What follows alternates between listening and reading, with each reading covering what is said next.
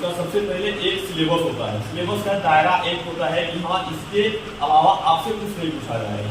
सबसे पहले उसका एक सिलेबस का ड्राइंग तैयार कीजिए। इसमें जितना सिलेबस है उसको सिलेबस को कवर कीजिए।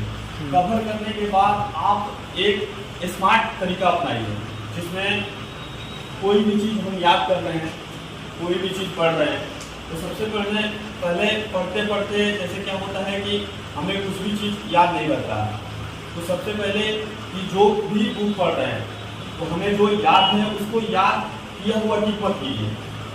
सबसे स्मार्ट तरीका होता है, किसी भी बुक को पढ़ने का तरीका होता है, जो भी चीज़ याद है उसमें उसको टिक आउट मत कीजिए, जो याद नहीं है उसको टिक आउट कीजिए। इसलिए कि मैंने 100% में मेरा सिलेबस 45% मैंने कवर किया, 55% मेरे को याद नहीं है। तो क्या होगा कि जब मैं टिक आउट कर दूंगा तो टिक आउट करने के बावजूद मैंने जो चीज़ दोबारा जब पढ़ूंगा उस चीज़ को, तो पढ़ने के बाद क्या होता है कि आदमी जो चीज़ याद है तो वो हमारे पास तो है नहीं पढ़ने, ठीक है। तो उसके बाद हमने जो याद नहीं है हमारे पास उसको हम देखेंगे तो हमारा कम समय में ज़्यादा कवर होगा। उसके बाद फिर से हम दोबारा जब उस चीज़ को पढ़ेंगे तो हमें जो याद है तो क्या होगा कि जो याद है वो हम तो टिक आउट नहीं किए हैं, वो लगेगा कि हाँ हमको याद है तो इसलिए हम टिक आउट नहीं किया।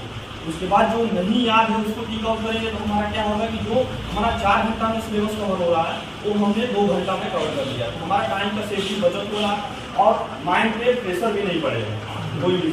अब रहा कि इस समय का दौर चल रहा है कंडीशन में कि सबसे पहले कोई भी चीज़ का सिलेबस का दायरा एक प्रैक्टिस सेट उठाइए, प्रैक्टिस सेट से देखिए, बनाइए।